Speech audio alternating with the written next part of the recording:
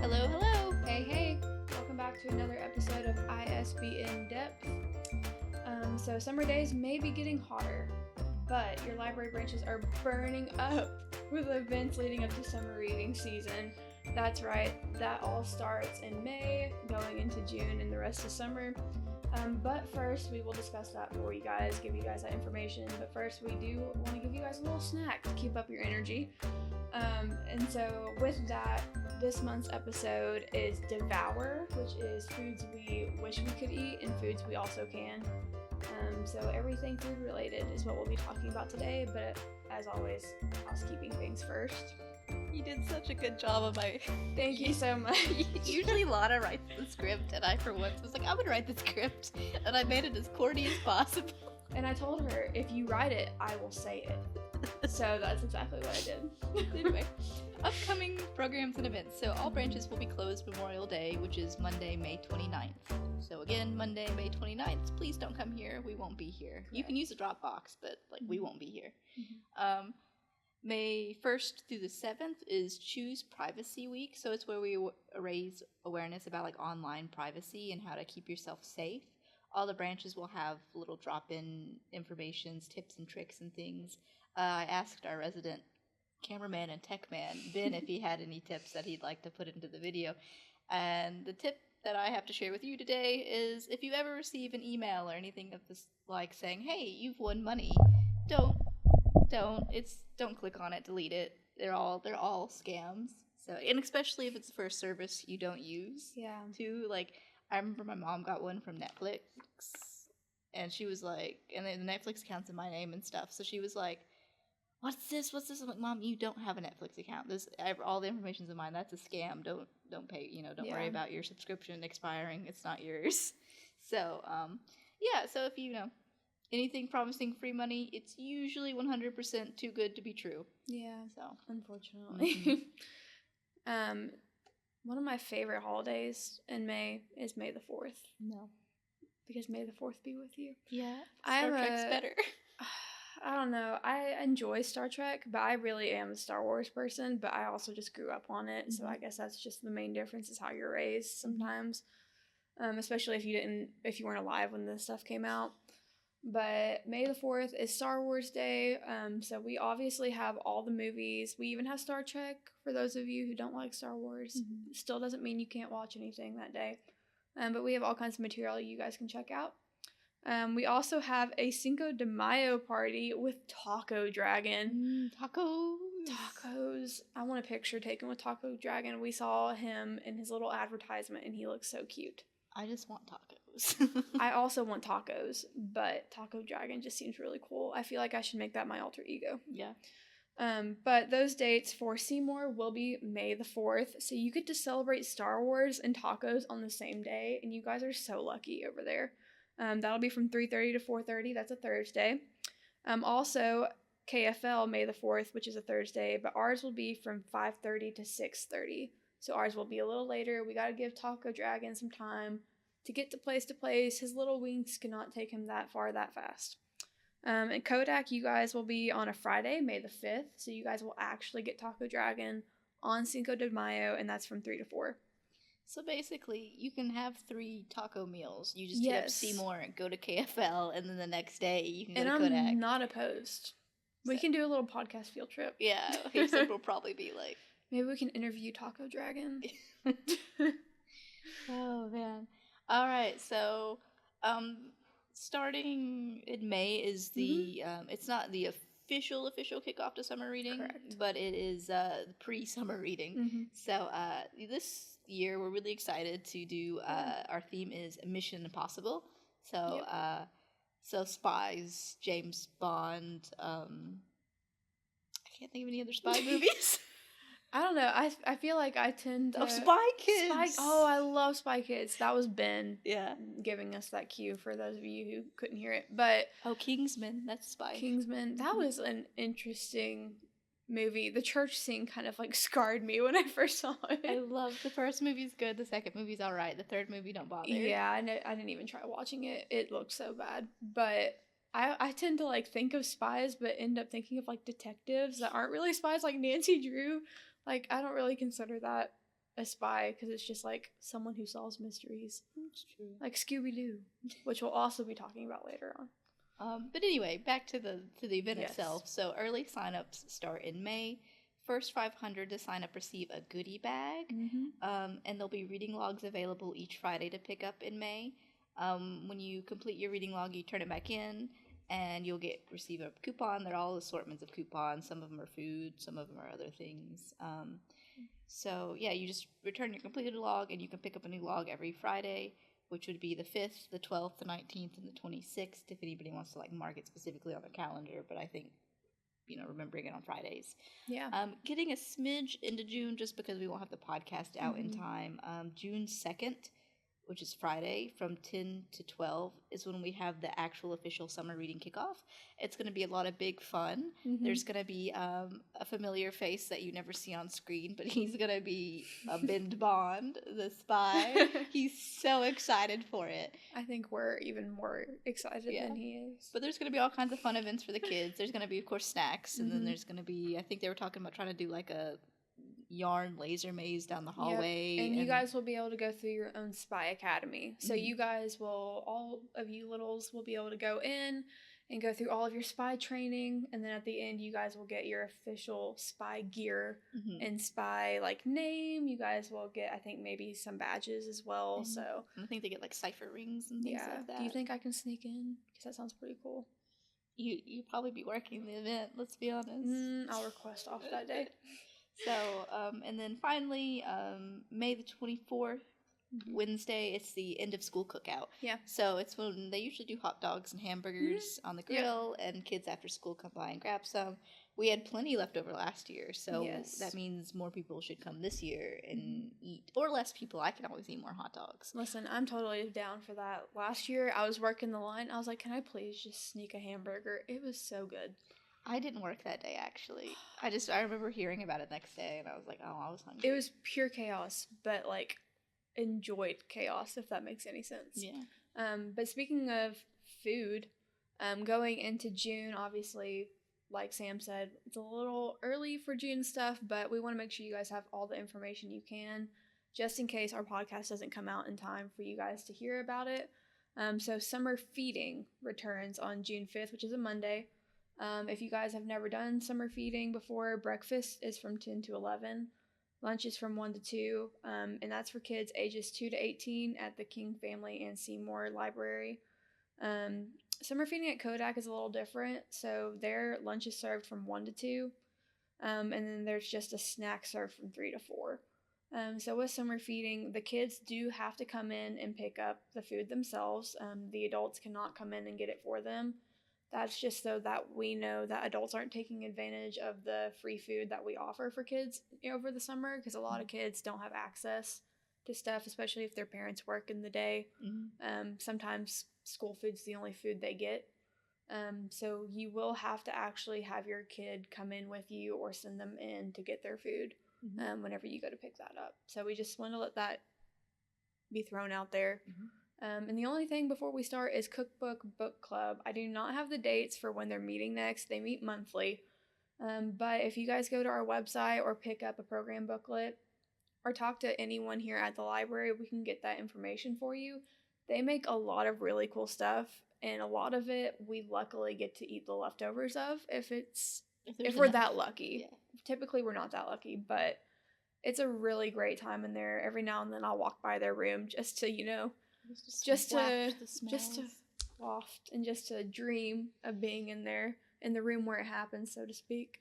But everybody, that makes me think of this. Yeah. But anybody is welcome to join. Yeah, absolutely. They don't necessarily even have to bring a dish or anything. It's just we usually are at work at the time it happens. Exactly. So feel free to come by and ask about that. Our director Rhonda is actually a really big part of that program, and they do a lot of really cool stuff. All right.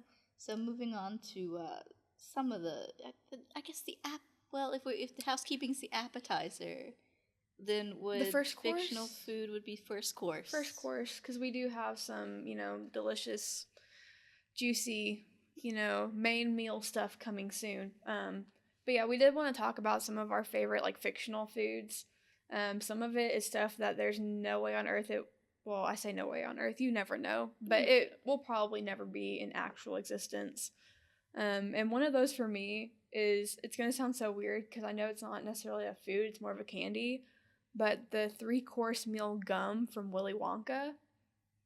I used to sit there and think so hard about what that would taste like, except I don't want to be turned into a blueberry. I'm trying to remember. I think, isn't it like there's roast beef and then there's blueberry, but I can't remember what was the beginning. I can't remember the beginning either. I should have looked up mashed potatoes. Mashed potatoes? Ben says mashed potatoes, so maybe it's mashed potatoes, but I can't imagine chewing a stick of gum that tastes like mashed potatoes. It was always one of those things where I probably would have found it really gross if I actually had it on me. But, little kid wonders sometimes.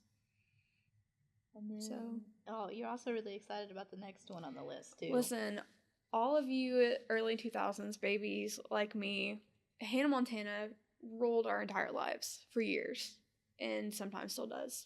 Flowers by Miley Cyrus is a bop. But Hannah Montana was such a big part of my childhood. And I always thought about their cheese jerky because her brother and Oliver they had rivaling stands in the town, little square or whatever. On the beach area.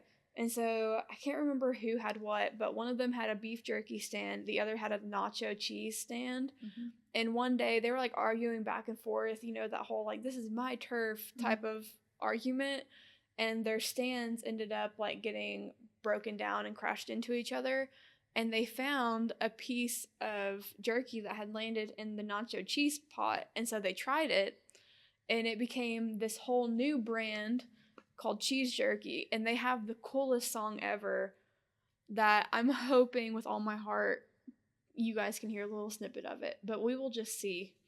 But if you don't hear it at all in the middle of this episode, go to YouTube, type in Hannah Montana cheese jerky song, and you will not be disappointed. I'm going to give you 2 seconds for the insert. All right. So, some of my favorite foods, actually, you can have this one. The author included the recipe in the back, and I tried it. Really?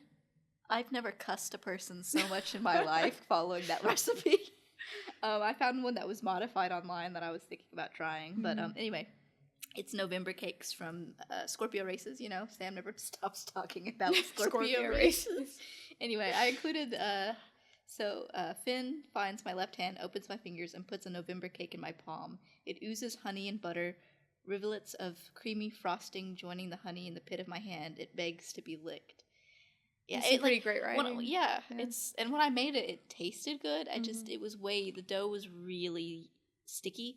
But I think I guess I was supposed to work it more, but I kept adding flour, and But you're supposed to work the dough, and then you make the icing, not the icing, the filling, and then you roll it up, and then you cut it like you would a cinnamon roll, and you put it in a muffin tin and bake it, and then you put honey and the orange glaze frosting over top of it, and it tasted good, but it wasn't easy to make. Doesn't sound easy to make. I mean, I've made dough from scratch before, but it took me forever. I've made bread before. Bread's easy, but but this is, I guess, because it's a pastry. Yeah, I remember back in the day, your girl went to 4-H chef camp. Okay, and that is by far probably not one of the coolest things I've ever done, but I enjoyed it so much. And the second year I went, it was all bread making and pastry making. So we made our own pie crust for chicken pot pies. We had made, and all this is at Walter State. I don't think they do it anymore. Sounds like it'd be fun though. Yeah, because it was literally 3 or 4 consecutive days of you going to the Walter State culinary kitchen and being taught how to make different things. And we made our own cinnamon rolls. And I remember thinking it was the coolest thing ever. And I was gonna go home and make cinnamon rolls from scratch every single day. Never made it again. Yep. But I've done it once, and I would recommend trying it because it is fun. You feel accomplished. The other food on my list is litmus lozenges from Because of Winn-Dixie. I was trying to find the quote that I kept thinking of, but whenever I typed in litmus lozenges quotes and stuff, because I didn't have time to pick up the book and flip through it, but how I remember it tasting was, like, in my head was, like, sad, and I related that to lemons. But the actual line that I found was, as I lay there and thought about how life was like a litmus lozenge, how the sweet and the sad were all mixed up together, and how hard it was to separate them out, it was confusing. Which, of course, is just like a metaphor throughout the book about how, like, growing up and, you know, gaining and losing, and everybody, a lot of people that tried the thing, like, you know, made them think of a specific time, but there was one little girl who tried it, and then she was like, oh, it's a nasty candy, because she'd never had a sad sort of moment in her life yet. So, that's an interesting idea. It's a whole, like, I'm sure, elementary school class reading thing, but it makes me want to reread because of Winn-Dixie. I never read it. I read it, but so I was reading it for class, I remember, and then the movie came out, and then we went to go see it before I finished the book, and then I finished the book. That's the only time I've ever done that. And then I thought this was going to be a lot more fancy and an actual dish, but no, I found it through creme de la creme a la Edgar from the Aristocats, and it's the very beginning. They've got this, like, bowl of cream, and I, for some reason, was thinking it was like a soup or something. And anyway, the little mouse comes out, and he's got this giant cracker because he's little, and he just dunks it and eats it.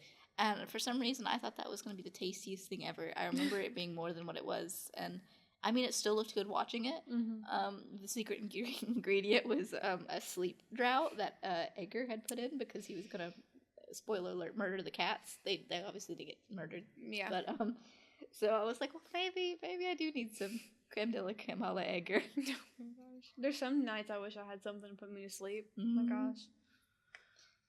Let's see here. Princess and the Frog. Beignets. Yes, we know beignets are real, as Ben pointed out, but we specifically want Tiana's beignets. They just look so beyond anything I've ever actually eaten in a beignet. And, like, I've had, like, some really good ones. Like, I don't know if you guys have ever been to, like, Ruby Sunshine in Knoxville, or even Cracker Barrel has, like, these little biscuit beignets that are pretty good. But, oh my gosh, Tiana's beignets just look like heaven on a plate, and I want it so bad. Another Louisiana favorite. I just need to go down to Louisiana and have, like, a culinary tour. That's gonna be my eat, pray, love. Just go to Louisiana. Gumbo, but specifically from the Scooby-Doo Zombie Island. I think they put a lot of hot, like, chilies and stuff and hot sauce in it, but man, as a kid, I was like, I really want to try that. And I don't think I've ever had, like, official, authentic gumbo, really. I haven't either. I have one of my best friends. He's actually from Louisiana. He moved here when we were in 5th grade. And that's what they do on, like, Thanksgiving. Is, like, they really don't do, like, the whole traditional American, like, turkey and mashed potatoes and green bean casserole type of dish or stuffing or whatever. Well, you know, they that do, actually, like, shrimp gumbo. You know that actually varies by... Yeah, and I guess I never really thought about that until I had met him. That, like, different states do different things. Yeah, different regions and stuff. Because apparently, like, I was learning that when they were talking about Thanksgiving in this Dinner with the President book that we'll talk on more later. But they were like, I think pumpkin pies were more, like, up north. And then you got, like, green bean casseroles, which were more, like, south. Yeah. And then it kind of just, it changes sort of regionally. But, of course, like, people, like, nowadays can do more non-traditional or, and I'd say non-traditional in, like, air quotes, because it's the holiday itself is just, like, fellowship and eating together. It doesn't really matter what you eat, because, like, I have a pizza in front of you, or if you have, like, a home-cooked meal that's specific to, like, a certain religion or ethnicity or something like that, I don't think it matters. Yeah, I know this is very random, but I was in the teen center the other day, and we were doing a lot of, like, food trivia, because it was a Tuesday, it was trivia night. And did you know that California is the state that eats the most turkeys on Thanksgiving? Weird. I know. Is it population-wise, maybe? That was my only guess, because I don't think of California being, like, a super turkey-heavy eating state on Thanksgiving. Yeah, Ben says population, probably. But still, I was like, that's just odd. To think that it's not like New York or something. So. That's just a little random tidbit. You can take that home and keep it for later if you want. Just use it at your dinner parties as a little fun fact. Use that to win Jeopardy. Exactly. And then finally, not to forget Scooby-Doo, this was actually suggested by our assistant director. I know, but I was like, she's got a different title. I was about to say our Robin. We have 2 Robins. We have 2 Robins. Yes. But she looks over our podcast script to make sure we're not telling you any lies during housekeeping. Yeah, because we don't want to get dates wrong and stuff, so we always email her our script ahead of time to double check stuff. Always. We try. There's some days where it's like 5 minutes till we go to film. Oh, hey, Robin, can you look over this real quick? We forgot. But she suggested Scooby snacks. Yeah, and I sat there, I was like, I need to get in the spirit of filming this podcast today. So I went and got us all some Scooby snacks before work. So we've all gotten thoroughly prepared. But I want to know what flavors you thought Scooby snacks came in. Okay, this is from a pup named Scooby-Doo specifically. Okay, because I don't think I ever really watched that. Which came on, I think, Cartoon Network, and I was probably somewhere between 5 and 10. We're just going to go through that. And they had, like, Scooby snacks to give Scooby, but they also had flavored ones. Like, I'm pretty sure there was a spicy one. I think there was a cheese one. Like, I think there was, and I remember there was, I think, a chef who just, like, specially made one for him. So I always thought they could be different flavors, sort of like how regular dog and cat treats are different flavors. So, like, a graham cracker Scooby-Doo is just a Scooby-Doo snack. It just doesn't seem that as appealing. I'd like a cheddar blasted one or something. Yeah, and I can see that. And, like, that was another thing we were talking about is how, like, the Scooby snacks that you can actually buy are just, like, basic cinnamon graham crackers in the shape of a dog bone. And they're not even dog bone shaped, yeah, because aren't they supposed to be the shape of his collar emblem where it, like, his initials are? And that's what I always remembered. And I could have this wrong, but I think in the Scooby-Doo one I just mentioned, I think they're, like, paw-shaped.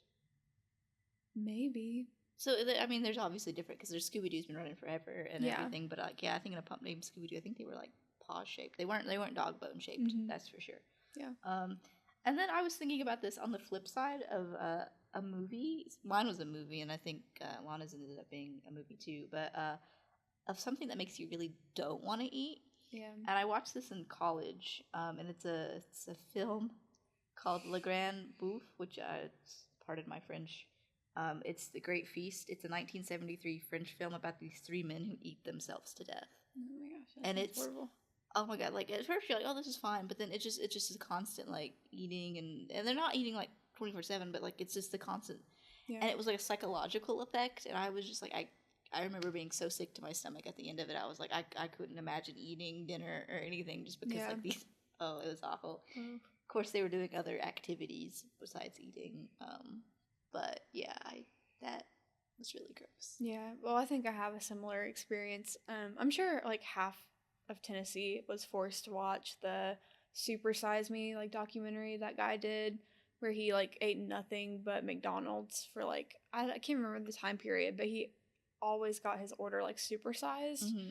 And I remember sitting in wellness class having to watch that, and we didn't even get to finish it, like, within a day because we had something else to do. So I had to see it 2 days, like, in a row, and I was, like, sick to my stomach. I did not want fast food for, like, 3 months after that. You know, I mean, like, don't quote me as, like, a source, but I'm pretty sure I read somewhere that that was all, like, they debunked that whole thing after he did it, because he was doing other stuff, and anybody else who's ever tried to replicate that never got the same results. And I'm sure a lot of that was more of, like, a scare tactic than anything, which, I mean, did it work? Most of the time, so, like, I can understand, but still, I was just, like, so sick to my stomach. And then we were talking right before the podcast that I had never watched Matilda. Okay, I watched it last night for the first time, and the chocolate cake scene, I was just sitting there, and, like, before we started watching it, I was like, you know, maybe I want some ice cream or, like, some dessert later. No, wasn't eating anything after watching Matilda last night. See, but I thought that cake was delicious. Okay, like, the first slice looked fine. It looked great. Do I like chocolate cake? Absolutely. But when she brought out the entire confection, so to speak, I was just like, poor Bruce. Bruce deserves justice, in my personal opinion. Death by chocolate. Death by chocolate. Okay, so then I guess moving on to the main course. The main course. Yeah. Oh, what are we gonna have for dessert? We'll figure it out. I don't know. We'll just smile. We'll smile, we'll smile and wave. Smile and wave, boys. Smile and wave. But yeah, do you want to... No, I think you're first on the list. Okay. Well, I did not read a cookbook or anything nonfiction. I actually went the fiction route because obviously I knew what she was going to be doing and I wanted to give it a little bit of, diversity in material. So I actually went a little out of my comfort zone and read like Water for Chocolate. And I'm honestly still a little confused as to why it was titled that. That phrase is only mentioned like once. Mm-hmm. In it, but the basic storyline, because I'm going to be completely honest, it's the wildest book I've ever read in my entire life. I was trying to describe it before we started filming, and I'm pretty sure it took me 30 minutes to describe it because it was just so much. So I won't go that in depth, but the basic premise is that it's a novel in monthly installments. That's actually how it's advertised. So it goes from January to December, and every single month there's a whole list of ingredients, and it's based on one whole recipe, and that recipe kind of relates to some point in the main character's life. And the main character in this book is called Tita. She's the youngest of 3 daughters in this very traditional Mexican family because it's set in Mexico. And her entire life, her purpose that was given to her at birth because she was the youngest daughter was that she wasn't allowed to marry. So she was never allowed to marry the love of her life, Pedro. She wasn't allowed to have children. Her entire purpose was to serve her mother and take care of her mother till the day her mom died. So obviously that creates a very troublesome, lonely life. So it ends up that her love of her life ends up having to marry her sister just to stay near her. And it just completely goes downhill from there. But it was very good. It's a very exaggerated style of writing. So you'll see a lot of these really big ideas and really big themes drawn out. Not just drawn out through the book, but like, I guess a hyperbole is the best way to put it. Like some very like hyperbole style symbols and wordings and stuff like that, where it's just like, that could never happen, but like it makes it easier to imagine in your head just how intense her emotions were. Because Tita is like the cook of the family. That's where she spent her entire time growing up as a kid, because she doesn't have a very great relationship with her mother. So she grew up in the kitchen, and so her very like whirlwind emotions heavily affects everyone who eats her cooking. So that's kind of the whole premise of the book, is just a very, very wild life that you couldn't really picture, but the author does a really great job of like really getting her point across. Did not end the way I wanted it to at all. Honestly, Pedro can go somewhere else. We like Dr. John Brown, and you will read the book and I'm sure wholeheartedly agree. I was when you mentioned that earlier, I was sitting there like, why does the food affecting people remind me of something? And it made me think. So I just finished up the series called Holic by Clamp, and there was at the end towards the story, there's story arcs, but one of the story arcs had to do with food, and the main character was teaching a woman to cook. And he went to bring the food to his other friend, and his friend wouldn't eat it. He's very particular about food, and he's like, "Why wouldn't you eat it?" He goes, "Well, he took a bite, and he knew who it was, and he's like, 'You didn't make this,' and he goes, 'No,' and he was like, how do you know that?" He goes, "Because when people cook, their feelings or whatever get kind of pushed to their food, so you can kind of tell someone's intention through when you eat their food." And this woman had like no intention, no nothing. She was full of self-loathing. It was like a blank food, and so it was an interesting because the main character who was teaching the girl to cook, he doesn't have any memories of his past or anything. So, but even then, his body had the memory of it, and so when he cooked stuff, it was stuff like people could like almost like taste his childhood in a way, and it was stuff like he could bring down, which is I'm sure some of the stuff that book could touch on, just like the cookbook and the family and passing emotions along with food. Exactly. Like there's one of the first like instances where she kind of realizes how her cooking affects other people, is because Pedro marries her older sister. She still has to make all the food for the wedding. She still has to help make the wedding cake and all this stuff. So at the wedding, when everyone's cutting the cake, everyone's eating, it doesn't affect her at all. And there was something that Pedro had said to her. He revealed that the only reason he married the sister was to stay close to Tita. So after making it, and after she sat there after that conversation, she ate it and she felt joy for the first time in like months.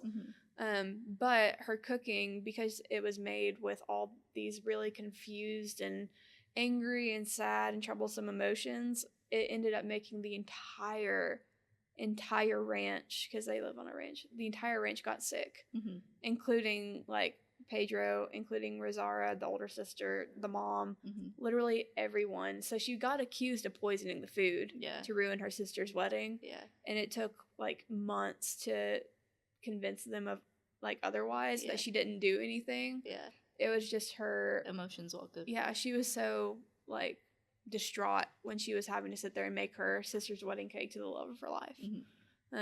So it is very cool how, because I do in some ways, like you know your grandma would always say, oh, it was made with love, that's why it tastes so good. And it's a very, and you get measurements that are just like a pinch, and you're like, well, how much is a pinch depending on the and that's another thing in this book, is like they'll go from describing the recipe and like how to make it at the very beginning, and then all of a sudden it jumps into the narrative again, and there's no breaking point to it. And I think that's why it kind of helps that it's in monthly chapters almost, is because it's so hard to follow even the recipes in it. I don't think I could just read through the book and figure out make it. Yeah. So, but it was really cool. I would recommend it.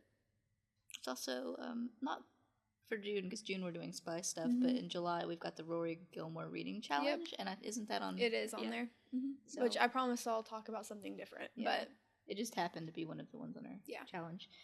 So I challenged myself to do a nonfiction read, partly because I have a bingo card at home with my friends that we're doing, and it's full of stuff out of nonfiction, and partly I did read nonfiction and stuff, especially in college, and I enjoyed it. But then as I got out of college, I shifted back to what I read a lot growing up was fiction. Yeah. So occasionally I'll stumble across a book, and I'm like, that sounds really cool, and you always learn a little bit of something. So I had actually just cataloged this book. Was this March 2023? Yeah, March. So I cataloged it probably in February or March, and then so it's still going to be on the new shelf maybe for a month longer. Yeah. After that, it's going to be upstairs in the makerspace, but it's called Dinner with the President, and I didn't think I was going to be interested in it, but it was from Washington to Biden, and it's not every single president. It's because some of them don't have as much like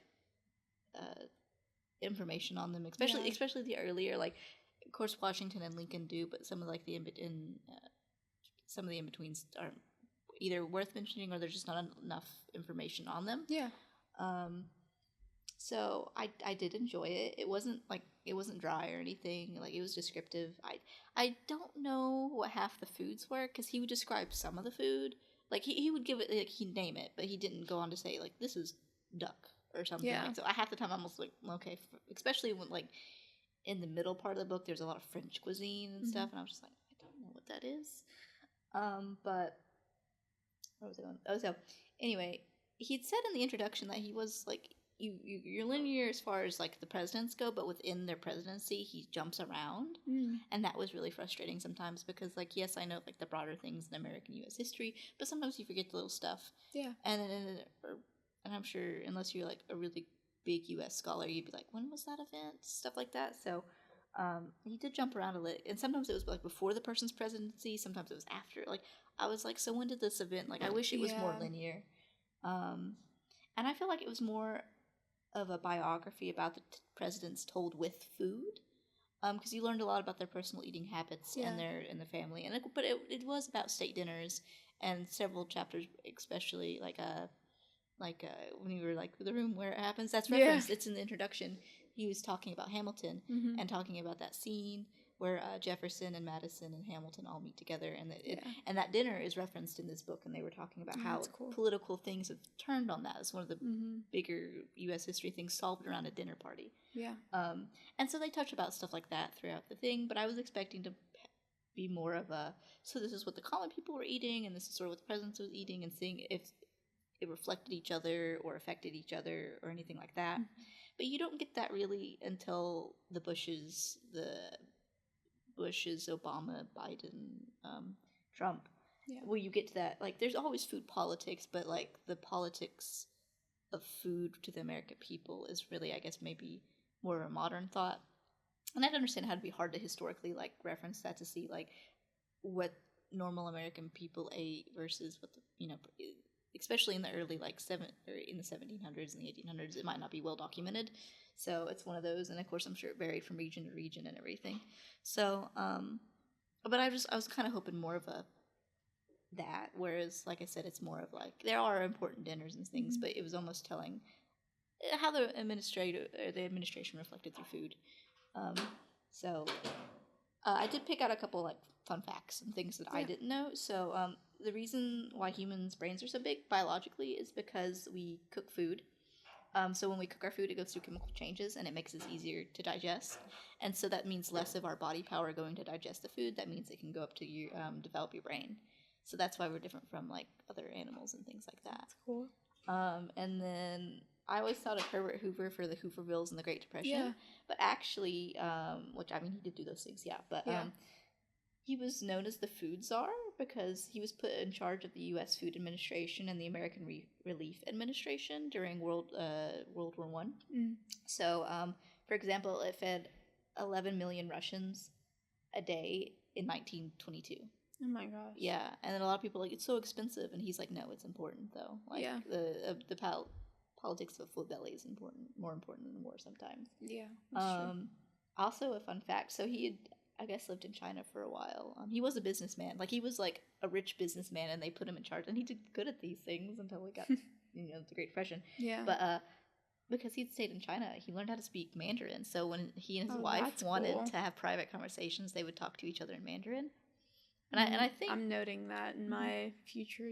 Yeah, there's a trivia challenge. Yeah, and then also several U.S. presidents really enjoyed Chinese food, like of course Americanized Chinese food, but it's a thing. And then me too. Franklin D. Roosevelt. The author here, and I don't want to say his last name because I'm afraid I'm going to butcher it, but Alex, the author here, he kind of we've got Thomas Jefferson, who's like the gourmet because he's really tied with French. Yeah. And then I think he maybe ranked Obama second as a gourmet. Okay. And then third would be Franklin D. Roosevelt, but technically he would have been second, except for he loved to really eat good food, but his wife hired the worst housekeeper and cook in like the whole administration. Her name was Miss Nesbitt, and she was like a friend of Miss FDR. Why does that sound really familiar? I think the name's been around in other things. So anyway, but she would literally like make things from cans and like noodles with chicken scraps and gizzards and gelatin salads, and like I'm not exaggerating, like she made the worst food.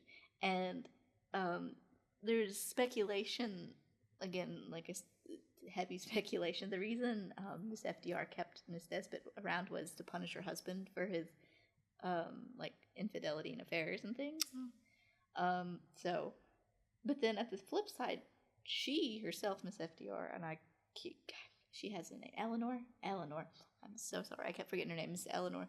She actually, while her husband loved to eat, she just kind of ate for subsistence. But she, during the time, teamed up with, I can't remember what university it is, but she teamed up with one of those in their food science courses, and we're looking at like the nutrients and how to make like the most nutritious meal for like cheap and things like that, which was of course during the Great Depression. But and as a side note, like in the early 1900s, there were courses in college on how to be like good housewives and things like that, and how to take care of babies and things like that. I cannot think of the home ec. Yeah, it was like a home ec course, but it was like an actual college course. You can get a major in it. I remember Berea did it, and they would be like given actual babies to like take care of and things like that. And so it's more of the housewifery as a science versus, which was really interesting, I thought. And that's probably linked to that movement, but it's one of those like, hey. So yeah, I guess that about wraps it up for this book. Like I said, I do recommend it, but also I was different than what you thought. It was different than what I thought. It wasn't a bad book, but then at the end too, I was kind of struggling to pull out points because it all really blurred together. Yeah. So like I said, it wasn't bad. I just like, but if someone were like to quiz me on it, I'd be like, I don't remember. Well, honestly, same. Just because so much happens in my book that it's like, where do you want me to start? Because I can start in 15 different places, and the ending point for all 15 of those is nothing like you thought it was going to be.